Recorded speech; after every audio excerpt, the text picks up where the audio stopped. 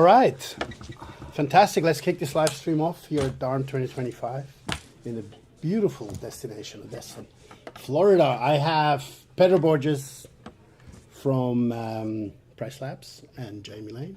That doesn't need introduction from earlier. Wow. Pedro is the first time I met Pedro today. It's actually quite funny. I think I've seen Jamie some years more often than my own children, so that's what we do at the conferences, right? So let's talk about data. Let's talk about 2025. That's what we're going to talk about, and what is data signaling. Also looking out in the future as well. Sure. We've seen an interesting presentation from Jason and Melanie this morning as well. And it's been obviously very US centric, and this live stream is maybe also some international attendance as well. So we want to look at it a bit broader as well, in general. But maybe as a start, Pedro, how, from a data standpoint, how do you view 2025, and what did you read out of that? Sure. You know, this is a hard question because everybody says it depends, right? Yeah. Destination, everything else, but how would you summarize 25? Gotcha. Okay. And you want to know in terms of like the technical side of like data, or do you want to know about, market trends? What do you Market trends. Market trends, sure. I mean, I think that we're coming, I was talking to Jamie earlier today, and I think we're coming to a point where things are stabilizing. So, there's been a lot of volatility in the last few years, but now things are kind of coming to a steady state, right? And the supply side, the supply is kind of becoming more steady, right? The demand is also a little bit more steady. So, I mean, it's hard to talk about in general because, of course, markets are different. But that's one thing that we're seeing, So the stabilization, I want to pick that up quickly. Yeah, so you go a little bit deeper. I mean, that means we're seeing less fluctuations in terms of the classical STR metrics. Yeah, essentially. So we're seeing like some stabilization in terms of like RevPAR, like occupancy, and even ADR, right? And so I think that means that property managers have to manage their listings with that scenario in mind. So they have to think about, hey, how do I differentiate myself in a situation where, I can't just, take advantage of a really favorable market condition where people haven't entered the market yet, right? And so that's where, becoming more professional, right? Using, good tools, right? Learning more, I think, becomes really powerful, right? And I think maybe we can talk about this later in this chat, but I think that's an important point for 2025 and going into 2026. Was it a market correction? Would you call it a market correction in 25? When you hear what Pedro says, how did AirDNA look at that? Yeah, and we see it the same way. And occupancy, for all intents and purposes, was like flat this year. Yeah. But then, and I love this analogy of like a rising tide lifts all boats. Like we saw that in 2020, 2021. Yeah. And then there's an analogy when the tide goes out, like you see who's not wearing their swim trunks. Like we saw that in 2023, 2024. And now in 2025, like it's about stealing share, right? It's like a pirate fight out there of like, how can I steal from someone else? Or how are the market trends actually dictating who outperforms versus underperforms? And as Jason and Melanie showed this morning, like the K-shaped economy is real. Yeah. And that's not just in the US. Like that is a global phenomenon. And we've pulled the data for Europe, for APAC, for LATAM. Like luxury outperforming, budget underperforming. It's true everywhere. Yeah. And you think about the sort of top income producing like people in the U.S. Like those are a lot of the people in Europe too that are driving the global economy because travel is a global good. And you go to any country in Europe, like what is their top inbound country from? It's the United States. Mm. So the American traveler not just dictates U.S. trends, but also dictates global trends. And then you have the opposite. Now what's happening with the European travel and the Canadian traveler really impacting U.S. trends. But I would challenge that. Is that so significant? If you look at a country like France, where 80% of the demand is French, right? France is the outlier. In general, France, the UK, and the US, are the ones that generate all their Domestic, most of their yeah. demand domestically. Yeah. But you But go to just Spain, about of every course. other country in Europe, like Iceland, it's 99% international. Yeah, of course. Yeah. Yeah. I mean, who would make holidays in Iceland right, if you live there? So you want to go to a warmer country. So yeah. Do you see the same phenomenon? I thought that very interesting, and I asked Jason this morning: is that the death from the mid market? Yeah, I mean, maybe, you know, I think we do see the same phenomena, you know, like, yeah, I don't know if I have much to add there, because I think exactly what Jamie said, you know. You know. How does that result into on the supply side? You know, what one thing I thought was interesting this morning, when I saw Jamie talking about 14 million properties, right? And my number was always 10, so that's 40% growth in a way. Oh. But how is that going to affect the supply growth as well? We'll clarify that number. Yes. Because we're looking at the same inventory. So 14 million properties, good number of those are cross-listed. Yeah. So just because Okay. they're cross-listed doesn't mean we still don't have to track them. Okay, So that's- so throw in cross-listed, Yeah. it's about 10 million out there that are So are that's live. still the number. Yeah. I'm glad. I thought I'd say something wrong. So. No, but standing up on stage, we're still tracking 14 million properties. Like, it's a lot out there. And then you add in hotels and other listings. Like, Yes. there's a lot to track on a day-to-day basis. So let's go a little bit deeper there, Pedro, as a revenue management company from Price Labs. How does that K economy, if we call it, and I thought that was an interesting expression this morning, how does that going to affect the pricing on these different tiers? Like, do you see different fluctuations on these tiers? We do. I think that's maybe about difficult, like that's one of the challenges of pricing, right? Because it's easier to price when you have a large sample size. So if you're in the middle, right, of the pack, you have a lot of similar listings, good comps, right? And so it becomes easier to price. But if you're like a really expensive, really luxury listing, then the number of comps that you have available it's a much smaller data set, right? And so we try to, you know, and so you have to be careful about when you look for comps in that situation. And so, yeah, we're seeing that there are a lot more, I don't know, there's a lot of growth in the luxury industry. Maybe that means that we'll have, you know, larger comp sets for these listings, right? Because that will become a little bit of a bigger market. But yeah, it is part of the challenge of pricing luxury listings. But with that mid-market shift that we're talking about, and said this is an underperforming market, and what did you hear? The millennials have killed the mid-market this morning. I thought that was an interesting point. How does that affect the market and the supply overall? Are we going to see a decline there? Yeah, so right now we're at the lowest level of supply growth, like in a non-COVID period, than we've seen in our entire tracking of the industry. And that's true in US. We're generating about 3% supply growth. Like, you rewind 3 years ago, industry was growing 20%. Like, Europe right now, supply is growing like 3%. Like, we've seen a big shift down in terms of overall supply growth. Then you sort of dig into it and you look at underperforming property managers and hosts versus outperforming. I'm saying in terms of review scores, this is where the middle is disappearing. If you're an underperforming property manager, let's say like average property manager review score is a 4.7. Yeah.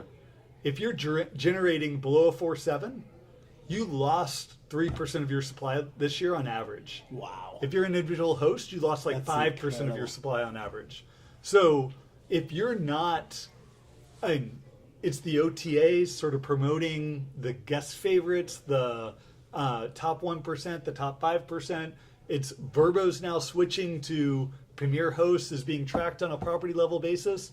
And if you go and search any of these OTAs, booking included, if you're not getting one of these badges, if you're not a 4.9 or above, you're not showing up until page 2, page 3. And essentially, if you then do not have a direct booking strategy, like you're not meeting homeowner expectations, and they're going to churn out. And it's going to get worse because we're going to see more margin compression. Well, I think there's an interesting scenario though where we do see some listing, not some, but you know, Brian Chesky, you know, mentioned on his latest call, you know, that, like that he was seeing that professional property managers, they had a really low, you know, star score, but they had higher, you know, RevPAR. Yeah, of course. And so there are ways, right, of dealing with having a large like star rating, right, while still maintaining higher RevPAR, and that becomes the strategy, right? That becomes the professional, that becomes what professional property managers bring to the table, right? Because they have the strategy, they have the knowledge of distribution, knowledge of pricing, right? So they can make listings that maybe don't get the best reviews perform really well. So I think, yeah. Totally with you, and Yeah. I agree. And I want to quickly pick up Jamie before, in terms of supply growth, like a really flattening out in terms of supply. But what you didn't mention, which I thought is interesting, you separate that. How much of that is regulatory driven? Yeah, and in Europe, so much. Yeah, that's so Spain listings are down 6%. Greece listings are down. Italy listings are down. So you're actually seeing contraction in the market, and it's primarily regulation driven. In the U.S., not so much. Like a lot of the markets that are seeing weakness and even falling supply, it's not because there's new regulation. It's because the markets aren't really performing. Home values are really high, and you just do not see new investors and people bringing on listings as much as they were before. You still see similar levels of churn. Yeah. So, and there's so much churn that happens in this industry. So if you're not getting new people in, like, supply starts coming down. So there's a lot of markets where it just underperforming, and it's a perpetual thing of like, all right, if I can't cover the mortgage, there's no point in owning this asset for me to use 2 weeks a year. Yeah. So I'm going to get rid of it, and maybe the next buyer that's going to come in, they're willing to pay 10, 20% less, but they're not renting it out as a short-term rental. They're using it as their sort of leisure asset, and like now the industry's lost it. And it was the opposite effect that we saw in 2020 and 2021, because home values were so low, interest rates were dirt and cheap, and listings were outperforming highest levels they ever were. Like we saw this massive investors come in, and now like most markets, most short-term rentals aren't going to cash flow. Yeah. So the next shift I want to allude to that one is obviously midterm rentals as well, right? So from a short-term rental to midterm, and I would like to know from both, how do you track that midterm rental market? Because obviously you can imagine Barcelona, 257 property managers will move into midterm rental or they'll lose their property. How do you track that at Price Labs as well in terms of data? Yeah, I mean, I think it's still a relatively small market. I think Okay. in our last estimate, it was 6% of listings were midterm rentals on Airbnb. And so not that expressive. But there's other channels. Yes. I mean, there's there in the US, yes. like Furnished Finders and others. Fair enough. Yeah. That's but not like people converting from Airbnb into like midterm rentals. I guess that's maybe there's an upward trend there, but it's maybe something new, you know. And so people are still thinking about like, hey, how to price it, right? There aren't like really good. There aren't good solutions out there yet, so that's tough thing. Is that a segment that you guys are looking at more and more because of that shift as well? Yeah, we are. We've been thinking about this for maybe a year now, and so we've been targeting that segment and thinking about pricing for those listings, right? So for them, right? You can't think about the same data stores. You can't think about the same pricing algorithms, right? So everything changes, right? It doesn't make sense anymore to talk about daily price fluctuations, right? Because we're selling, 30 days at a time. And so all of that comes into how we think about, midterm rentals. Yeah, and the PMSs haven't picked that up either yet. So. Yeah. So I was actually on the phone yesterday with Jeff Hurst. Oh, really? Jeff? Yeah, I've had him on the podcast, so it's going to be streamed soon. Yeah, so Jeff is the CEO of Furnished Finder, was the former head of Verbo HomeAway.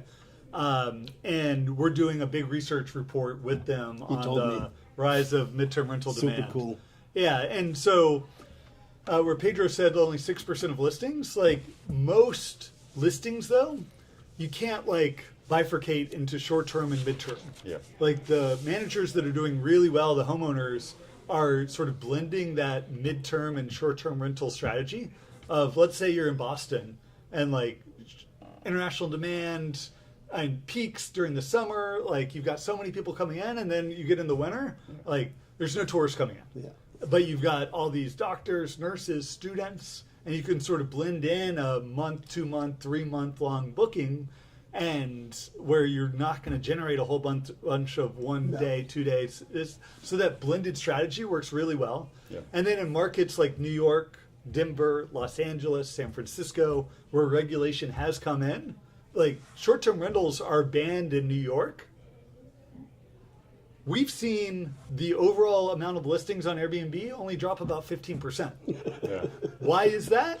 Like, it's not like the homeowners were gonna all of a sudden bring it into the long-term rental market. They had reasons why it wasn't in, and so now they've shifted them to midterm rentals. They're doing month, 3 month long stays at a time, and like, yeah, overall demand is down. Yeah, overall rates have cratered because the rate you're going to get for a midterm stay is not the rate you're going to get for a short-term stay, but we have not seen a mass return of listings back into the housing market for New York because these listings were never going to be long-term rentals to begin with. All right, that's a good point. Yeah. So let's talk about what actually matters in terms of metrics. So you guys I call yourself data nerds, right? Yeah, so, of course. But that's not the average in the hospitality industry. You're a very small minority in this industry. So, and we can talk about metrics all day long, every day, and we have all these abbreviations, and it's overwhelming. But what actually matters? And I would like to kick this off with you. You know, what, like for a property manager, for a PMC, what metrics do really matter when they look at data? And is there going to be a shift that they need to look at things that they don't look at? I mean, I think not, you know. I mean, I think there won't be a shift. We'll see. But I think in general, the idea of focusing on these past data points, you know, adjusted by leading indicators is generally the strategy, right? And what I mean by that is like, hey, you know, how was I booked last year? You know, what was the rate? What was the overall occupancy? And then adjust by pacing, right? And I think that's a really basic way of looking at a strategy that just works, right? It's worked for hotels for, you know, whatever, 15 years, 20 years, whatever, how many years hotels have been doing revenue management. And so it has to work for, you know, STRs as well. And there's no need to like complicate that too much. I mean, there are other indicators that you can look at that could be interesting, but in general, I think that covers, you know. So what are the key metrics for you? Key metrics: past occupancy, past ADR, and then leading indicators for future occupancy and ADR coming in, you know. And that covers like... So RevPAR is overhyped in our industry? I mean, if you think of occupancy together with ADR, right, you get RevPAR. So I don't know. It's about the same. Yeah, I think it's... Yeah. Yeah. How do you view that? Yeah, so 5 years ago, I left the hotel industry to come into short-term rentals. And the hotel industry is pushing really heavy into GoPAR, TrevPAR, and essentially measures of profitability. And profitability not measured at a management company level. Like, I know most property managers room, like, I care about like how profitable your business are, but ultimately, this major stakeholders in this industry are the homeowners. And like, we do not have a key measure of how profitable it is for them and as investors of these $1 million assets, $500,000 asset, like, are they actually in owning that asset generating a cash flow or not? And like, ultimately, like, if they're generating profits, they're going to buy more short-term rentals. They're going to add more inventory into those existing property managers. It's not like they're going to hire 20 property managers for the 20 different assets. They're going to hire one and generally let that person run if they're doing it profitably. And I think a better measure of like all the expenses that go into running a short-term rental, like, and it's not just your management fee, but it's insurance. Insurance has been crushing homeowners over the past 2 years. Property taxes have been crushing homeowners over the past few years. And if you not have a holistic view of like what's actually impacting your homeowners and their ability to continue to operate these assets, like, I don't think you're a true partner with that homeowner. Like, I think many of us say that we are. So while the market is more compressing, we need to think more harder about profitability in general, right? And now we have also OTAs ranking up fees and changing fee structures, and that has a massive impact as well, right? Yeah, for sure. And it's had a massive impact on our data. Yeah, it has. And we both So track. explain that just quickly. Yeah, so the OTAs moved to essentially all-in pricing. So any guest that goes and searches Airbnb Vrbo, instead of seeing the nightly rate and then a breakdown for the cleaning fee, the service fee, the admin fee, the booking fee, and damage waiver fee, and we were all seeing it on TikTok, Instagram, like everyone complaining, like I go and book this $100 night rental and it ended up being $500 like for a single night. Like, how does this happen? And I was like, well, you booked a property with a $350 cleaning fee. Like, that's what happens. Like, short-term rentals aren't meant to book for one night. But essentially what I think the OTAs found was that if you hide those fees and not display them, like customers actually convert better. Like, they can't commission it. And so when you go and search and you see that $500, like that's going to be the $500 maybe with some taxes on top that you end up paying, and that by nickeling and dime and adding all that up when you go to checkout, like you lose a lot of people in that checkout process. So they made that change. It absolutely impacted how we collect the data, and we had make a lot of changes through our process. But ultimately, like at our DNA, we've always included cleaning fee in the total revenue that we report back. Yeah, because our goal was getting to what is host take-home amount. So we were excluding fees. So all this changes in fees, like we just had to make sure we're tracking it the right way. Yeah. And ultimately, it doesn't impact our revenue or our ADRs that we're reporting back. But if you go and now look out at total prices and the rates that people are sort of reporting for your competitors, you do need to have a sense of like what their fee structure is, what their cleaning fees are, and that really helps get a better understanding there. Yeah. How did that affect your algorithm as well? Yeah, I think it's similar, like it changes the way that we collect the data and that we display the data, but we try and do it in a way that doesn't affect, anything else, right? The underlying platform should continue working the same way. We do think that, there will be a time when we won't be able to like estimate very well some of these fees, right? So cleaning fee, service fee today, we're able to get it, but there might be a time when we aren't. So we're moving towards like an all-inclusive type of fee. So we're migrating, we've been testing, some changes and we're migrating everything to all-inclusive eventually. Are there any questions from the audience at all? Any questions? This is your chance. In our market, we'll do a lot of length of stay. Is there a way that y'all are able to capture that when you're doing screen? Okay. Yeah, we do. So the question was, if they capture the average length of stay and length of stay, right? Yeah. Like a 10% discount for weekly stays, that kind of thing. Is that getting picked up in comp sets? It does, yeah. So it does like increase the complexity of collecting that data a lot, like because now just a date doesn't have a price, right? It has multiple prices depending on the length of stay, but that's part of the scraping that we do is we determine what's the price for different lengths of stay, and so it captures that. Yeah, and we do the same thing. So when we do a scrape, we'll see like a 10-day block go unavailable. We'll then group all those 10 days together, give them a reservation number, and then when our scraping, we'll do 1-day stays, we'll do 7-day stays, we'll do month-long stays. We'll see what the discount is for those. And so when we're estimating the revenue for that, we'll then apply the right discount back and given what that length of stay is. And then we actually show benchmarking for that. So you can look at any property manager and see, okay, this competitor's doing 10%, this one's doing 20%, this one's doing 30% on weekly or monthly stays, and you can see how they differ. And then length of stay trends has been a big one over the past 5 years. Mm-hmm. So average length of stay in general is about 4 days, but it can vary dramatically by market. Yeah. So imagine we have a crystal ball here, and we're looking into this crystal ball for 2026. What are your predictions, and what is the data telling you? It's a very lame prediction. I think that 2025 is a very stable year, and I think that 2026 is going to be a continuation of that. So it's nothing really exciting, but plenty for that, right? Plenty for a year without growth, right? A year where you're fighting for market share, right? You're not kind of like going into like green new pastures, right? It's all about market share. And so I think that's how the competitive landscape is going to look like in 2026.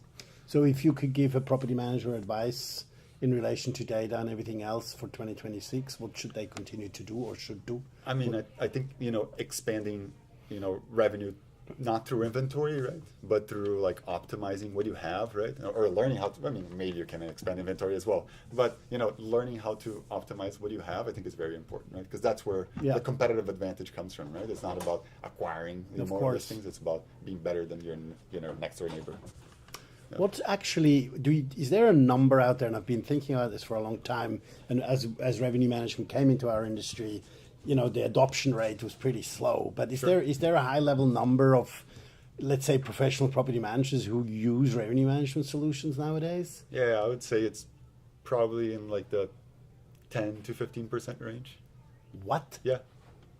So I've got a number because we track all the rates for across the industry. We see it's about 30% using revenue management for property managers. We're talking about price labs. It's about 60% that we see like high variability of like rates, and like High? yeah, and We have a different four property managers. Gotcha. So those with 20 more listings, Yeah. like very high. Not all. I think it's crazy that 40% of property managers aren't using. Yes. It's like He says 90. I say it's much lower, but I think he says it's much lower. yeah, Yeah, but we can yeah. define like what what Yeah, dynamic pricing using- means differently, right? yeah. Yeah, I think that's the difference. I've got Yeah. but yeah. So what does AirDNA's crystal ball tell us on 2026? So I've got a whole 30-minute session tomorrow morning on the outlook for 2026, but I'll give you the highlights. Yeah.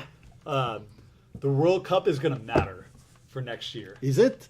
I wanted to ask that question this Yeah. morning because I'm not convinced. But it's No, but you guys know how to play soccer in the US as well, right? it's interesting. I don't think the soccer is going to matter much. Okay, it's the party.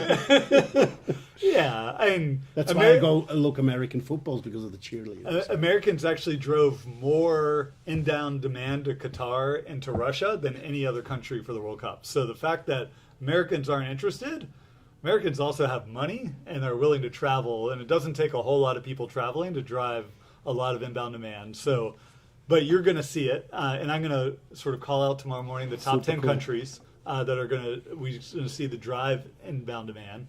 And then, and that was sort of a joke, but my outlook for next year is maybe a little bit